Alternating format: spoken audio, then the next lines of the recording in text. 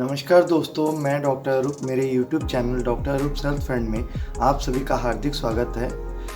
एक परिवार में जब एक बच्चा ठीक से खाना पीना नहीं करता है तो ये एक बहुत बड़ी चुनौती या एक बहुत बड़ी परेशानी का कारण बन जाता है।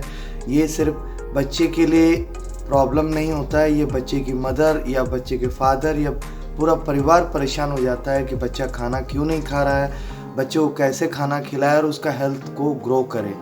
तो आज मैं इस वीडियो में बच्चे के खाना पीना कम करने के पीछे के कारणों के बारे में और उसको कैसे सुधारा जा सकता है और किन चीज़ों से बच्चे की एपेटाइट बढ़ाई जा सकती है, तो इस वीडियो में संपूर्ण जानकारी आप तक शेयर करने के लिए मैं डॉक्टर अरूप आपके समक्ष आज आया हूँ।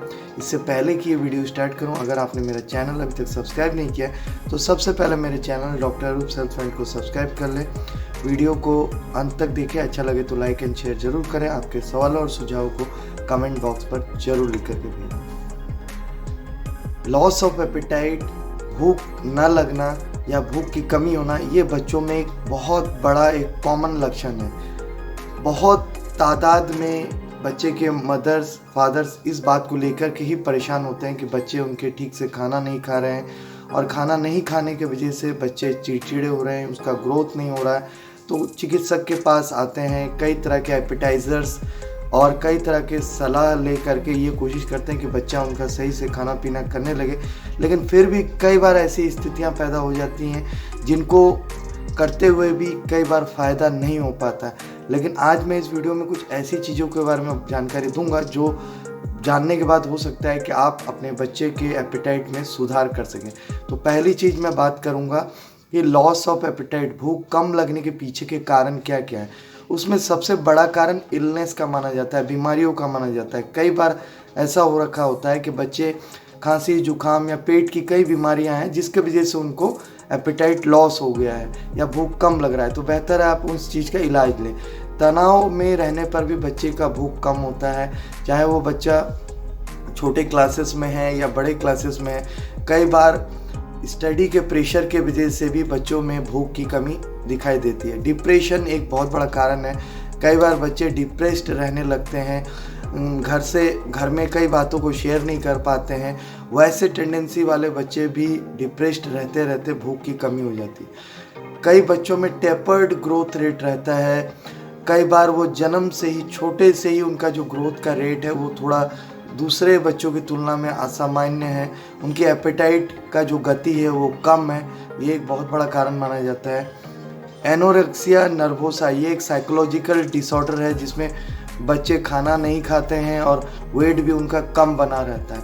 तो इसका ट्रीटमेंट डॉक्टर के पास जाने पर ही आपको मिल सकता है। कई बार प्रिस्क्रिप्शन ड्रग्स, कई एंटीबायोटिक्स या कई एंटी एलर्जिक्स का अत्यधिक प्रयोग करने के वजह से भी एपेटाइट लॉस हो सकता है। कॉन्स्टिपेशन, कब्ज एक बहुत बड़ा कारण माना जाता है। कई बच्चे 3-3 दिन 4-4 दिन या उससे भी ज़्यादा दिन तक पॉटी नहीं करते हैं। इसके वजह से भी कई बार ऐसी दिक्कतों का सामना करना पड़ सकता है। लैक ऑफ एक्सरसाइज, जो बच्चे सिर्फ इंडोर में ही रहते हैं, थोड़ा भी खेलते कूदते नहीं हैं, बाहर एक्सरसाइज का स्कोप नहीं है, उन बच्चों में अक्सर लॉस ऑफ एपेटाइट का टेंडेंसी देखा जाता है।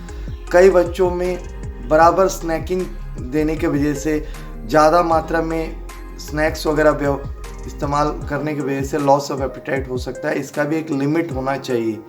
ज़्यादा मात्रा में फ्रूट्स और जूसेस पीने वाले बच्चों में भी लॉस ऑफ एपेटाइट की टेंडेंसी देखी जाती है। डिस्ट्रैक्शन एक बहुत बड़ा कारण माना जाता है। कई बच्चे क्या है, खाते वक्त में टीवी या वीडियो गेम या मोबाइल गेम खेलते रहते हैं। इसके वजह से उनके खाने के प्रति जो रुचि है वो कम हो जाता है। पनिशमेंट एक बहुत बड़ा कारण माना जाता है। रिसर्च में बताया कि जिन बच्चों को फोर्स फीडिंग कराया जाता है या ज़बरदस्ती सज़ा के तौर पे खाना नहीं खाने पर ऐसी सज़ा मिलेगा, इसके वजह से उनको खाने के प्रति एक नफ़रत जैसा बनने लगता है। तो उनमें इस तरह की टेंडेंसी आ सकता है कि वो खाना ढंग से ना खाए।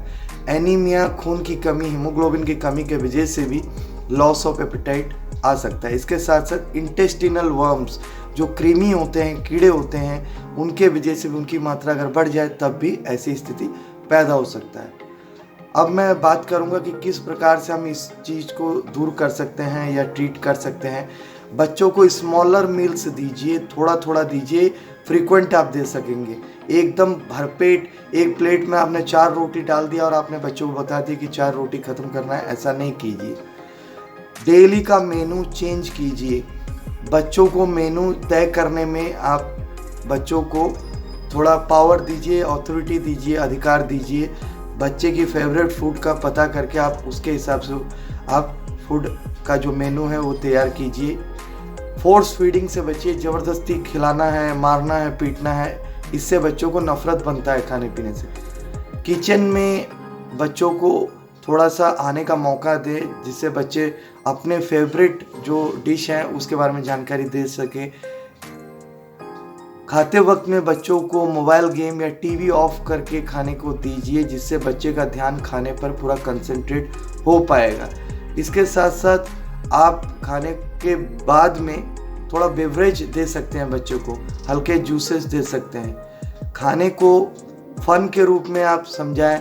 खाने को आप एजुकेशनल, मोटिवेशनल कई चीज़ों के थीम्स के द्वारा आप समझा सकते हैं कि इनमें ये न्यूट्रिशन है, इससे ये फ़ायदा होगा। इससे बच्चों को एक एनकरेजमेंट मिलता है। एक्टिविटी स्टाइल में भी एनकरेजमेंट कर सकते हैं। एक गेम के तौर पे भी बच्चों को आप टास्क दे सकते हैं कि इतने देर में आपको इस खाने को खा करके अपने आप को फर्स्ट पोजीशन लेना है। इससे एक्टिविटी बिल्डअप होगा।